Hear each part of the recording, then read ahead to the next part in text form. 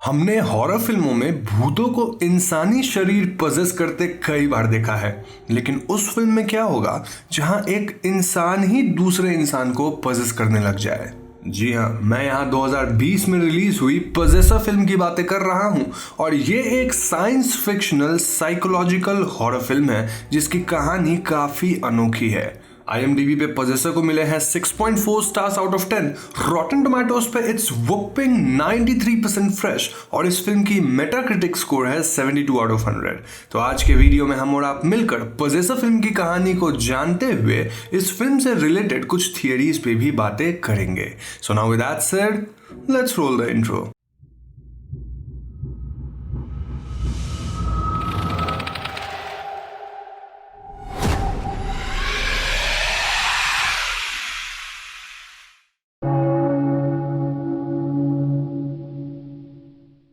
तो दोस्तों, फिल्म की कहानी 2008 में शुरू होती है जहां हॉली नामक लड़की अपने सर पे कुछ नीडल जैसा डालती है और ऐसा करने के बाद वो एक मशीन को ऑन करके उसका डायल घुमाती है। हम व्यूअर्स यहाँ देख पाते हैं कि हॉली काफी अजीब बिहेव कर रही थी, जहां पहले तो वो स्माइल करती है लेकिन बाद में वो रोने लग जाती है। इसके ठीक बाद हम हॉली को एक पार्टी में देखते हैं जहां वो एक नाइफ लेकर इलिया मात्जा नामक अटर्नी पे अटैक कर देती है। हॉली मात्जा को ब्रूटली कई बार चाकू मारती है और इसके ठीक बाद वो एक पिस्टल लेकर खुद पे ही एम करती है। फिर अचानक वो वहां पहुंचे पुलिस पे एम करती है, जिसके रिस्पॉन्स में पुलिस उसे शूट करके मार देते हैं। इस सीन के ठीक बाद हम तास्या वॉस नामक औरत को देखते हैं जिसे एक मशीन से निकाला जाता है और तास्या यहाँ काफी ट्रॉमेटाइज दिख रही थी। हम व्यूअर्स को पता चलता है कि तास्या एक पजेसर थी, यानी कि वो अपने दिमाग के कॉन्शियसनेस को दूसरे इंसान के शरीर में डालती थी जिससे वो दूसरे इंसान के बॉडी को कंट्रोल कर सके। ऐसे ही तास्या ने हॉली के साथ किया था एंड देन उसने हॉली की मदद से मात्जा को असैसिनेट कर दिया। यानी कि तास्या वॉज एन असैसिन जो कि लोगों को पजेस करके अपना काम करती थी। यहाँ गौर करने वाली बात यह है कि तास्या ने हॉली के थ्रू मात्जा को मारने के बाद हॉली से खुदकुशी करवाने की कोशिश करी थी, लेकिन हॉली के दबे हुए कॉन्शियसनेस ने शायद रेजिस्ट किया, जिस वजह से वो खुद पे एम करने के बावजूद भी खुद को मार ना सकी। खैर, अगले सीन में हम गर्डर नामक औरत को देखते हैं जो कि तास्या की बॉस थी और गर्डर तास्या को कुछ चीजें पहचानने को कहती है ताकि वो चेक कर सके कि तास्या मेंटली स्टेबल है या नहीं। इन्हीं कुछ चीजों में से एक था माउंटेड बटरफ्लाई और तास्या इस बटरफ्लाई को पहचानते हुए कहती है कि उसे इस बात का दुख है कि उसने इस बटरफ्लाई को मार दिया था जब वो एक छोटी बच्ची थी। इसके बाद तास्या गर्डर से एक लीव मांगती है क्योंकि वो अपने फैमिली से मिलना चाहती थी और यहाँ हम व्यूअर्स को पता चलता है कि तास्या अपने हस्बैंड से काइंड ऑफ सेपरेटेड थी। तो नेक्स्ट सीन में हम तास्या को घर वापस जाते देखते हैं जहां वो फैमिली से इंटरैक्ट करने के लिए प्रैक्टिस करती है। वो अपने हस्बैंड माइकल और बेटे इरा से मिलकर खुश होती है, लेकिन एक बात यहाँ काफी एविडेंट थी कि तास्या के सोशल स्किल्स एकदम ही खराब हो चुके थे। इनफैक्ट माइकल से इंटीमेट होते वक्त भी तास्या कुछ फील नहीं कर रही थी और यही वजह है कि वो अपने काम पे वापस जाने का डिसाइड करती है।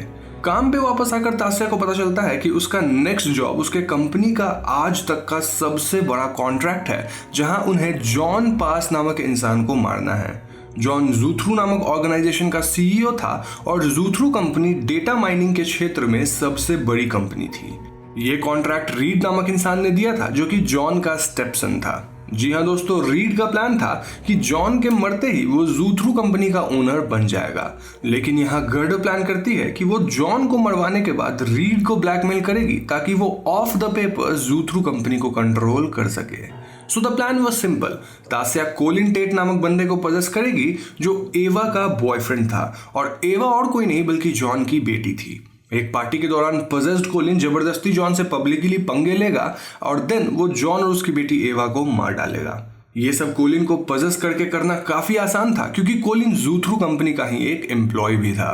सो ये लोग कोलिन को किडनैप करके उसके अंदर एक न्यूरल नेटवर्क डालते हैं, जिसके बाद तास्या अपनी कॉन्शियसनेस कोलिन के शरीर में डाल के उसको कंट्रोल कर सके।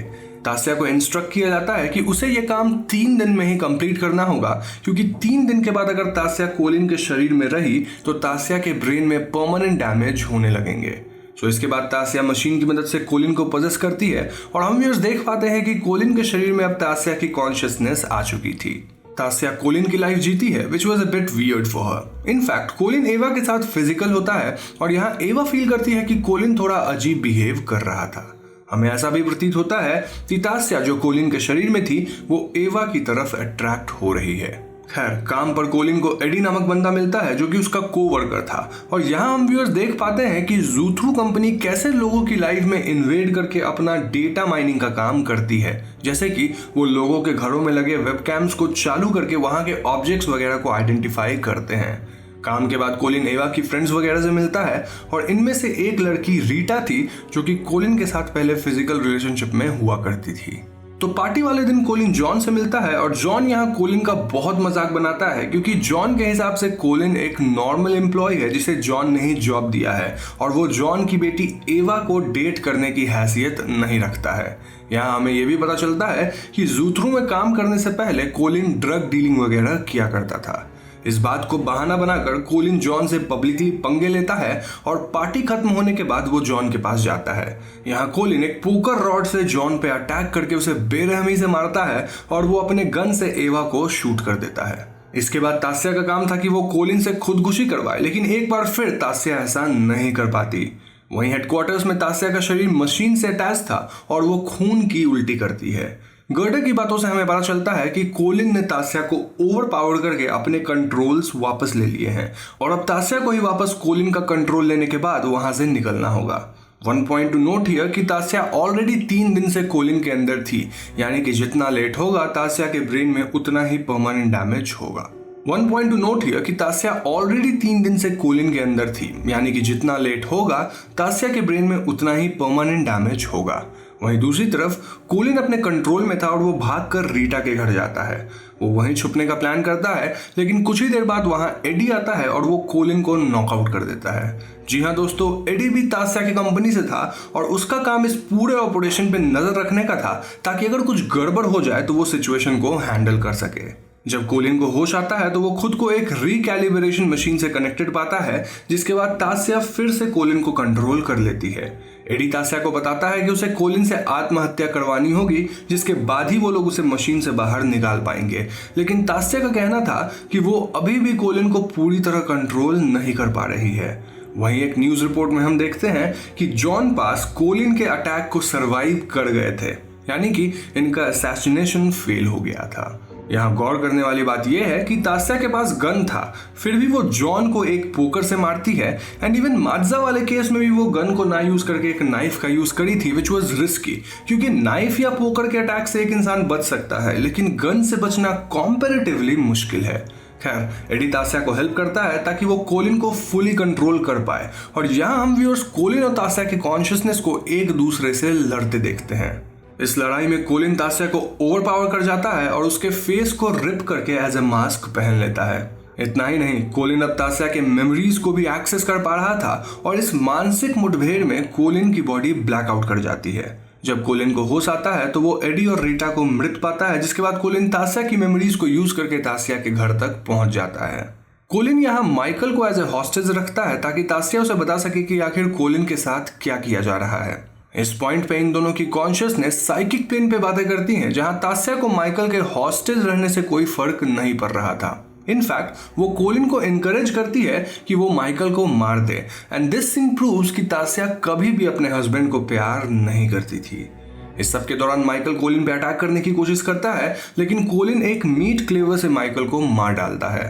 तभी अचानक तास्या का बेटा इरा कोलिन को गर्दन में चाकू मार देता है और मरने से पहले कोलिन इरा को शूट करके मार डालता है।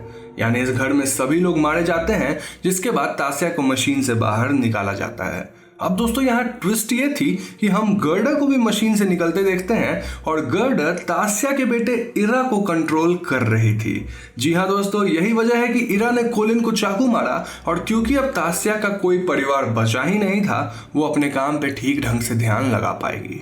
इस बार चेकिंग के दौरान तास्या अपने सभी चीजों को फिर से पहचानती है और अगर आपको याद हो तो पिछली बार तास्या ने कहा था कि उसे बटरफ्लाई को मारने का दुख था, लेकिन इस बार वो ये बात नहीं कहती है। मूवी यहीं पर खत्म हो जाती है।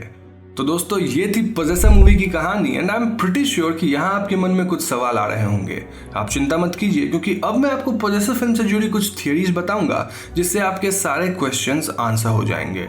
तो सबसे पहली बात जो हमारे मन में आती है वो ये कि आखिर इस फिल्म में क्या दिखाने की कोशिश करी गई है। मैं आपको बता दूं कि पजेसर फिल्म के माध्यम से हमें मैन्युफैक्चर्ड आइडेंटिटी दिखाने की कोशिश करी गई है, जहां हम इंसान खुद को कुछ और पोर्ट्रे करते हैं लेकिन अंदर से हम कुछ और होते हैं। गर्डा को हमेशा ऐसा दिखाया गया है एज इफ वो ताशिया की केयर करती हो, but it is quite evident कि वो ताशिया को एक परफेक्ट असैसिन बनाना चाहती थी ताकि उसकी कंपनी का फ्यूचर सिक्योर रहे, ना कि ताशिया का। यही वजह थी कि गर्डा ने ताशिया के पूरे फैमिली को खत्म कर दिया, क्योंकि अपने फैमिली की वजह से ताशिया डेविएट हो रही थी। फिल्म में एक डायलॉग है जहां गर्डा कहती है कि takes a small thought to lose control, one little fracture. और ताशिया के लिए ये लिटिल फ्रैक्चर उसकी फैमिली थी, जिसकी वजह से ताशिया अपने काम को ढंग से नहीं कर पा रही थी। शायद यही वजह है कि ताशिया अपने पुराने 2 टास्क में पजेस्ड लोगों से आत्महत्या नहीं करवा पाए, जिस वजह से गर्डा को यह स्टेप लेना पड़ा। मूवी में दिखाया जाने वाला एक फ्लोटिंग ऑब्जेक्ट भी शायद इसी लिटिल थॉट का फिजिकल मैनिफेस्टेशन है। मूवी के एंड में ताशिया बटरफ्लाई की डेथ के लिए गिल्टी फील नहीं कर रही थी, विच डिपिक्ट्स कि अब वो एक प्रॉपर असैसिन बन चुकी है, और वी कैन से कि अब वो एक मॉन्स्टर बन चुकी है। नाउ एक कॉमन क्वेश्चन ये है कि ताशिया ने मात्जा और जॉन को ब्रूटली क्यों मारा जबकि उसके पास एक गन ऑलरेडी था? इसका जवाब काफी सिंपल है, और ऐसा इसीलिए क्योंकि ताशिया हॉली या कोलिन को पूरी तरह से कंट्रोल नहीं कर पा रही थी, जिस वजह से उनका गुस्सा ताशिया के किलिंग्स में झलक रहा था।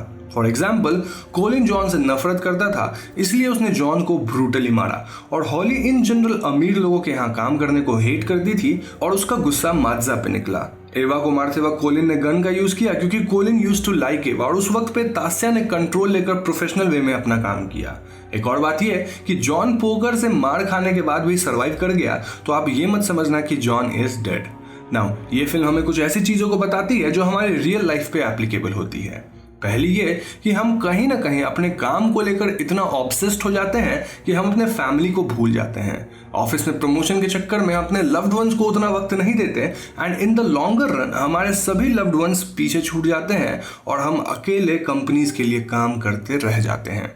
इन सब के अलावा आजकल की कंपनीज भी हमारे प्राइवेसी के बारे में बिल्कुल केयर नहीं करती और हमारे पर्सनल डेटा को बिना परमिशन बेचा जाता है। इनफैक्ट कंपनीज अपने एम्प्लॉयज को एक रोबोट की तरह ट्रेन करने लग रही है ताकि उनसे जितना हो सके उतना काम निचोड़ा जा सके। सक्सेस के पीछे भागते भागते हम एक ऐसे रास्ते पे चले जाते हैं जहां हमारे साथ कोई नहीं होता, एंड इन द एंड हमारे पास सिर्फ और सिर्फ खेद की भावना बचती है। तो दोस्तों, ये थी मेरी explanation on the movie possessor, और मुझे पूरी उम्मीद है कि आपको ये वीडियो पसंद आई होगी। पसंद आई है तो इसे लाइक और शेयर करें, एंड यस, अगर आप ऐसी और भी वीडियोस देखना चाहते हैं तो हमारे चैनल हॉन्टिंग ट्यूब को सब्सक्राइब करके बेल आइकॉन को जरूर दबा दीजिएगा, क्योंकि हम अपने चैनल पे ऐसी वीडियोस लाते रहते हैं। पीस।